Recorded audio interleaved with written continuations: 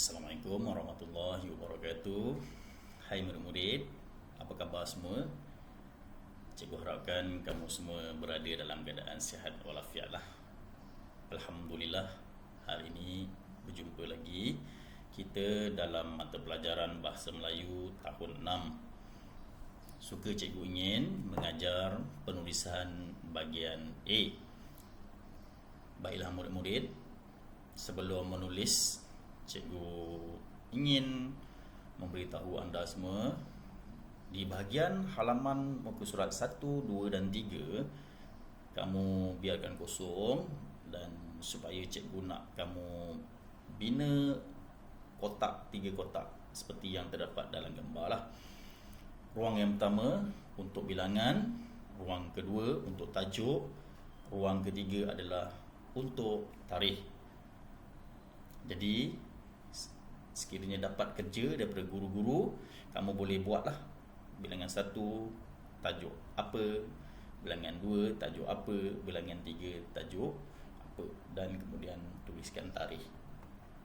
Ini sebagai contoh saja ya murid-murid. Baiklah, mari kita sama-sama lihat praktis 4 penulisan bahagian A. Gambar di bawah menunjukkan suasana gotong royong di sebuah kampung. Tulis 5 ayat yang lengkap tentang suasana gotong royong tersebut. Pada peringkat awal, seperti mana yang kamu sedia maklum, baiklah, seperti yang terdapat di dalam gambar, ada kotak. Ini kita panggil kotak skop. Kenapa kita panggil dia kotak skop? Sebab S ialah siapa, K ialah mewakili kata kerja, O ialah mewakili objek, dan P ialah mewakili penerangan. Jadi sebagai permulaan ni, cikgu nak minta kamu semua bina kotak seperti mana yang cikgu buat ni. Baiklah, mari kita tengok contoh ayat pertama. Islah memegang anak pokok supaya pokok itu dapat berdiri dengan tegak. Kita tengok semula gambar. Okay. Islah memegang anak pokok ialah objek untuk supaya pokok itu dapat berdiri dengan tegak. Okey. Kalau sekiranya murid-murid tak nak tengok, tak nak buat ayat yang ni, nak buat yang ni dahulu pun boleh, tak kisah. Mana-mana pun kamu mulakan boleh.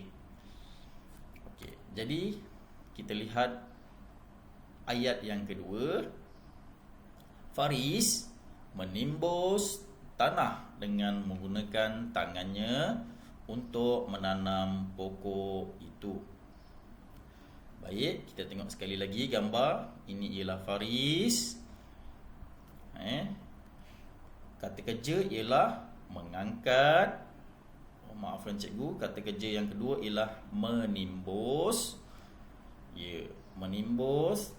Tanah ialah objek, menggunakan tangannya, penerangan untuk menanam pokok itu.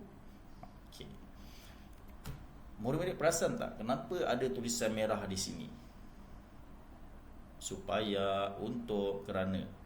Kalau lihat di sini, cikgu telah sediakan juga kotak.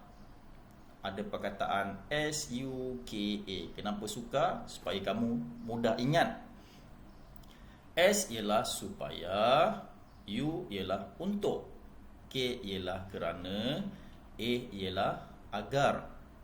Tapi cikgu, kita ada 5 ayat ni. Yang sini penerangan dia 4 saja. Jadi bagaimana? Okey.